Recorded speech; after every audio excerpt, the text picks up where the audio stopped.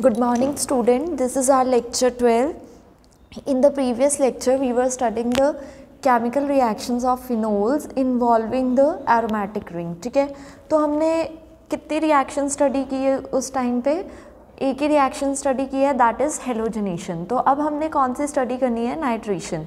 तो आपको पता है कि नाइट्रेशन में भी इलेक्ट्रोफिलिक सब्स्टिट्यूशन होता है. NO2 पॉजिटिव क्या होता है? इलेक्ट्रोफाइल होता है. ठीक है, तो अगर आपके पास फिनोल है और आप क्या कर रहे हो? डाइल्यूट HNO3 और टेम्परेचर ले रहे हो 298 केल्विन.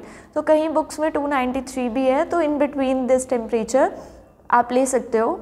ठीक है, तो फिनोल लिया आपने, डाइल्यूट HNO3 लिया. अगर आप डाइल्यूट HNO3 लेते हो तो यहाँ पर ऑर्थो पे NO2 प्रोडक्ट आ सकता है और पैरा पे NO2 प्रोडक्ट आ सकता है. ठीक है, क्योंकि OH क्या है? Ortho para substitute, ortho para directing है, तो यहाँ पर ऑर्थो भी बनेगा और पैरा भी बनेगा.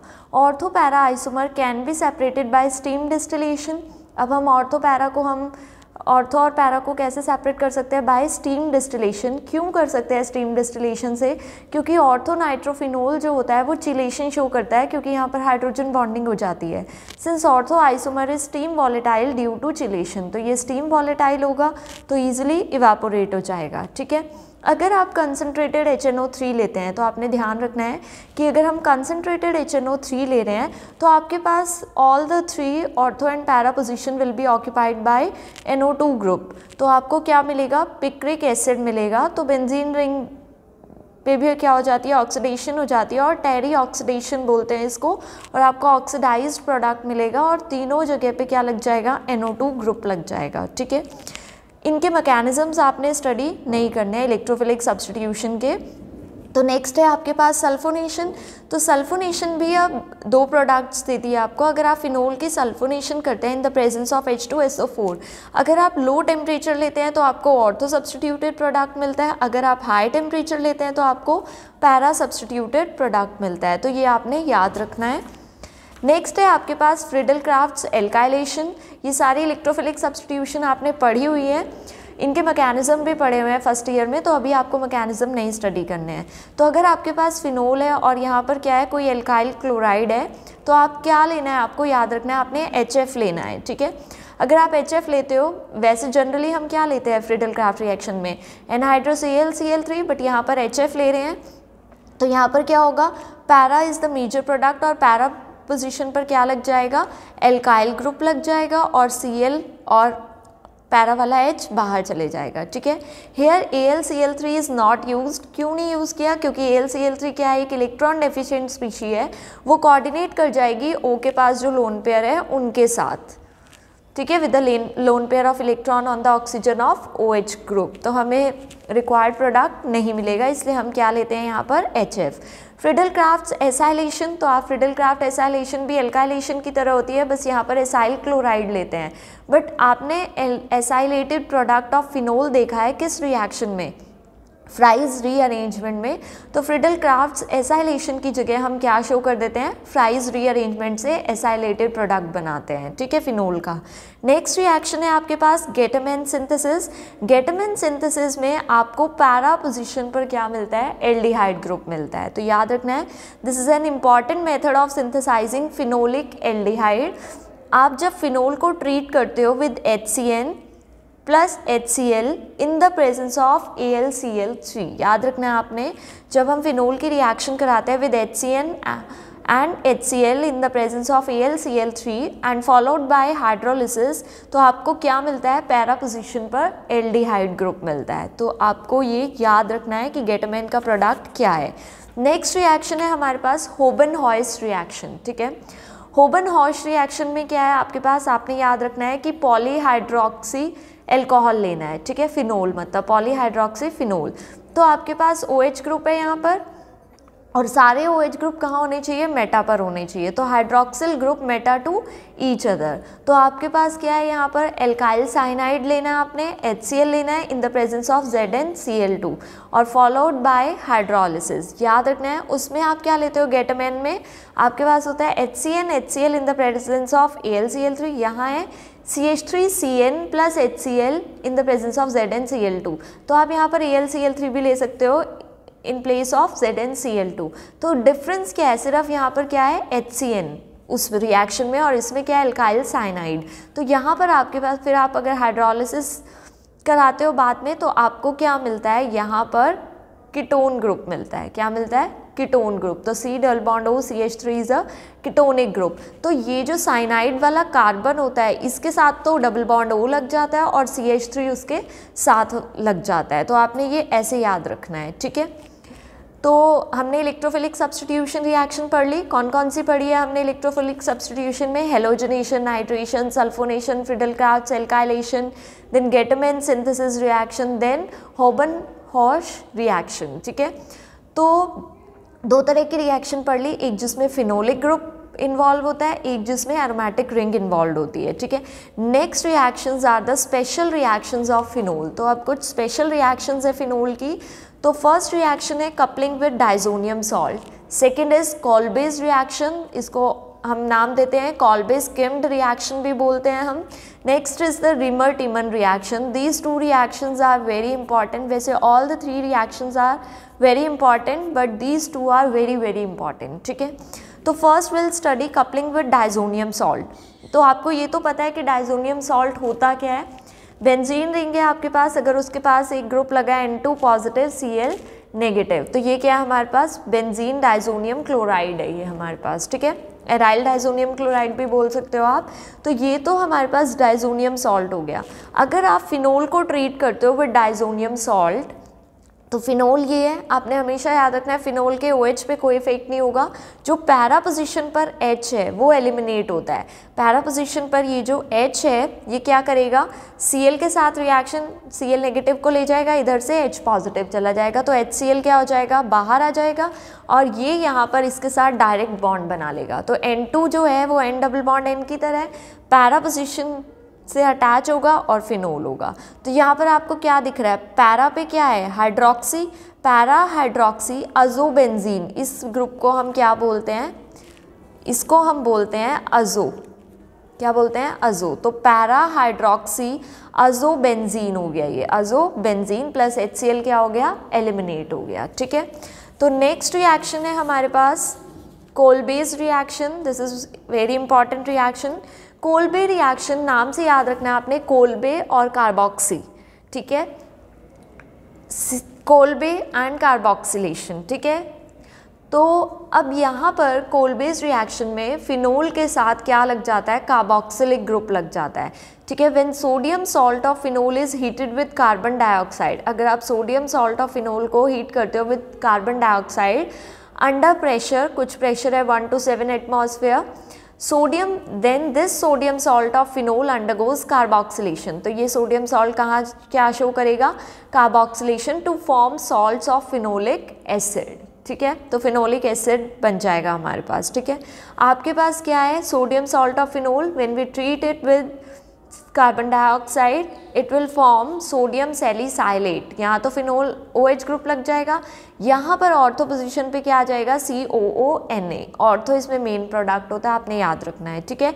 नेक्स्ट फिर आप क्या कराओगे, H पॉजिटिव के साथ रिएक्शन कराओगे, तो यहाँ पर क्या आ जाता है आपके पास OH, और यहाँ पर OH तो ऑलरेडी है, यहाँ पर क्या बन जाता है COOH। Na पॉजिटिव की जगह क्या लग जाता है, H पॉजिटिव, ठीक है। तो आपके पास क्या आ जाता है, सैलिसाइलिक एसिड। अब इसके मैकेनिज्म में क्या है आपके पास, देखो ये फिनॉक्साइड आयन है O नेगेटिव। फिनॉक्साइड आयन आपको पता है अपना नेगेटिव चार्ज इधर देगा, ऑक्सीजन अपना नेगेटिव चार्ज इधर देगा। आपके पास CO2 है, CO2 ऐसे एग्जिस्ट करता है, और C और O बॉन्ड क्या है, पोलर। तो ऑक्सीजन इलेक्ट्रोनेगेटिव है, इधर पार्शियल नेगेटिव इधर पार्शियल पॉजिटिव आ जाएगा। जब पाई इलेक्ट्रॉन ट्रांसफर होंगे, तो अब बेंजीन के पास इलेक्ट्रॉन डेंसिटी है, तो ये पाई इलेक्ट्रॉन इलेक्ट्रोफिलिक कार्बन पर अटैक करेंगे। तो ये तो O नेगेटिव वाला यहाँ डबल बॉन्ड हो गया, ऑक्सीजन न्यूट्रल हो गया। यहाँ पर ऑलरेडी एक H होता है हर कार्बन के पास बेंजीन रिंग में, और ये वाला ग्रुप यहाँ लग जाएगा, तो C, ये वाला O एज सच, और ये वाला O नेगेटिव, ये हो गया यहाँ पर। फिर यहाँ से H पॉजिटिव एलिमिनेट होगा, H अपने इलेक्ट्रॉन इधर दे देगा बॉन्ड की फॉर्म में, और ये वापस से इधर चला जाएगा, तो O नेगेटिव। इस O नेगेटिव के पास H पॉजिटिव लग जाएगा, तो हमारे पास यहाँ क्या आ जाएगा, OH, और यहाँ पर क्या, COO नेगेटिव एज सच। फिर हम रिएक्शन करा देंगे विद H पॉजिटिव, तो हमारे पास क्या आ जाएगा, phenolic acid, that is salicylic acid. तो आपने याद रखना है, this is very important mechanism, ठीक है। नेक्स्ट है हमारे पास Reimer Tiemann reaction. This is also very very important reaction. ठीक है, रिमर देखो कोल बेस रिएक्शन में आपको क से याद रखना है, कोल बेस और कार्बोक्सिलिक, तो कार्बोक्सिलिक ग्रुप लगता है. रिमर टीमन में आपके पास एल्डिहाइड ग्रुप लगता है. क्या लगता है? एल्डिहाइड. तो when phenol is treated with chloroform, chloroform है ये, in the presence of aqueous sodium hydroxide और एक्वस पोटेशियम हाइड्रोक्साइड. तो अगर आप एक्वस सोडियम हाइड्रोक्साइड ले रहे हो या potassium hydroxide with phenol and chloroform, ठीक है, at 340 Kelvin, which is followed by hydrolysis to give 2-hydroxybenzaldehyde. This reaction is known as Rimmer-Tiemann reaction. Ortho product is the major product due to chelation. ठीक है, तो आपने ये चीज़ याद रखनी है. क्लोरोफॉर्म ले रहे हैं हम उसमें, और उसमें CO2 with NaOH. ठीक है, नहीं, only CO2 under some pressure that is 1 to 7 atmosphere. तो आपने याद रखना है कि अगर कार्बोक्सिलिक लगाना है तो आपको CO2 लगाना पड़ेगा, अगर एल्डिहाइड तो क्लोरोफॉर्म. ठीक है, याद रखनी है ये चीज़. अब देखो ऑर्थो पे एल्डिहाइड लग गया, पैरा पे ortho is the major product. अब इसके मैकेनिज्म में क्या है आपके पास, आपने क्या लिया, एक्वस NaOH, और आपके पास क्या प्रेजेंट है, क्लोरोफॉर्म.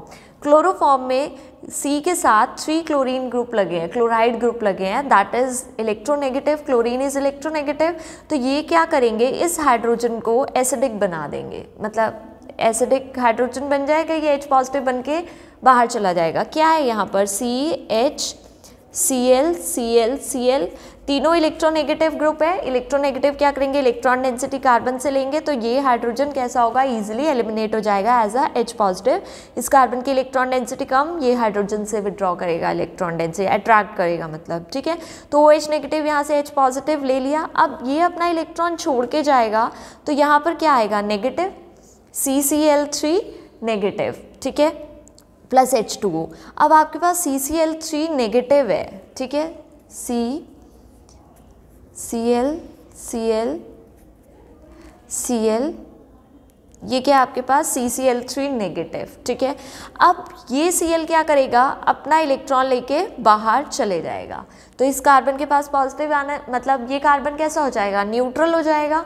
तो यहाँ पर क्या आ जाएगा, CCl2 that is carbene types, और यहाँ पर Cl नेगेटिव. ठीक है, एलिमिनेट हो गया. अब CCl2 जो है वो इलेक्ट्रॉन डेफिशिएंट है. क्यों है इलेक्ट्रॉन डेफिशिएंट, वैलेंस इलेक्ट्रॉन तो 4 है बट इसका ऑक्टेट कंप्लीट नहीं है, तो ये एज अ इलेक्ट्रोफाइल एक्ट करेगा. ठीक है, तो अब मैकेनिज्म में एक्चुअल में होगा क्या हमारे पास, ये CCl2 इलेक्ट्रॉन डेफिशिएंट हो गया, तो आपके पास क्या है, फिनॉक्साइड आयन है.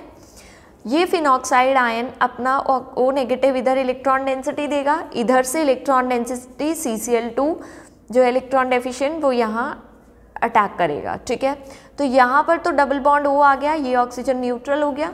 अब इधर से इसको इलेक्ट्रॉन मिल गए हैं, तो ये CCl2 कैसा हो जाएगा, नेगेटिव. ये नेगेटिव हमने लगा दिया, ये CCl2 कैसा हो गया, नेगेटिव. ठीक है, यहाँ पर हाइड्रोजन तो होगा ही होगा इसका. ठीक है, इधर से ये H अपने इलेक्ट्रॉन देके मतलब बॉन्ड की फॉर्म में जाएगा बाहर एज H पॉजिटिव, और ये O नेगेटिव वापस से बन जाएगा. ठीक है, तो ये जो H पॉजिटिव है ये अब कहाँ लगेगा, इस C नेगेटिव पे, तो यहाँ क्या बन जाएगा, CH Cl2, और ये क्या बन जाएगा, O नेगेटिव ही रहेगा. ठीक है, आपने ये चीज़ याद रखनी है. ठीक है, फिर क्या होगा, यहाँ पर OH नेगेटिव के साथ रिएक्शन होगी, और ये जो Cl नेगेटिव है ये बाहर चले जाएंगे, और उसकी जगह क्या आ जाएगा, OH. Cl रिप्लेस हो जाएगा विद OH नेगेटिव के साथ. ठीक है, फिर आपके पास 2 OH ग्रुप एक साथ आ गए हैं, फिर हम रिएक्शन कराएंगे विद H पॉजिटिव, और वाटर क्या हो जाएगा, एलिमिनेट हो जाएगा. H पॉजिटिव क्यों लगा है यहाँ पर, ताकि ये O नेगेटिव के साथ क्या आ जाए, H पॉजिटिव, और इधर से ये 2 OH ग्रुप एक साथ हैं, तो वाटर बन के एलिमिनेट हो जाएंगे, और यहाँ पर क्या बन जाएगा, एल्डिहाइड बन जाएगा. तो ये हमने ऑलरेडी पढ़ा है कि एल्डिहाइड कैसे बनता है, वाटर कैसे निकलता है, एक साइड से OH नेगेटिव, एक साइड से H पॉजिटिव. ठीक है, तो ऐसे यहाँ पर हमारे पास क्या आ जाएगा, एल्डिहाइड आ जाएगा. ठीक है, तो ये चीज़ आपने याद रखनी है. ठीक है, अब यहाँ पर O नेगेटिव है, और ये मान लो यहाँ O नेगेटिव बनेगा, ये C नेगेटिव है. तो अब ये क्वेश्चन आता है कि ये H पॉजिटिव इस O के पास क्यों नहीं जाता, क्योंकि देखो एक O नेगेटिव है, एक C नेगेटिव है, दोनों में इलेक्ट्रोनेगेटिव कौन है ज़्यादा, O तो O नेगेटिव रख सकता है अपने पास, तो C के पास, इसलिए ये H पॉजिटिव कहाँ अटैक करता है, C के पास, ताकि C का नेगेटिव हम बैलेंस कर दें, ठीक है। O नेगेटिव है क्योंकि ऑक्सीजन इलेक्ट्रोनेगेटिव ग्रुप है, तो नेगेटिविटी अटेन कर सकता है, ठीक है। If CCl4 is used in place of chloroform, अगर हम क्लोरोफॉर्म की जगह क्या यूज़ कर दें, CCl4 इन रिमर-टीमन रिएक्शन, तो आपके पास जो प्रोडक्ट बनता है वो कार्बोक्सिलिक बन जाएगा, ठीक है। यहाँ पर आपके पास एल्डिहाइड नहीं बनेगा। तो ये आपके पास कुछ इम्पॉर्टेंट रिएक्शंस थी फिनोल्स की। तो अब हमने हमारी तरफ से फिनोल चैप्टर फिनिश हो चुका है। अगर आपको किसी भी तरह का कोई भी डाउट है मैकेनिज्म से रिलेटेड, या कोई रिएक्शन नहीं समझ में आ रही है, कोई थियोरेटिकल क्वेश्चन नहीं समझ में आ रहा है, तो आप वो मुझसे पूछ सकते हो। Thank you.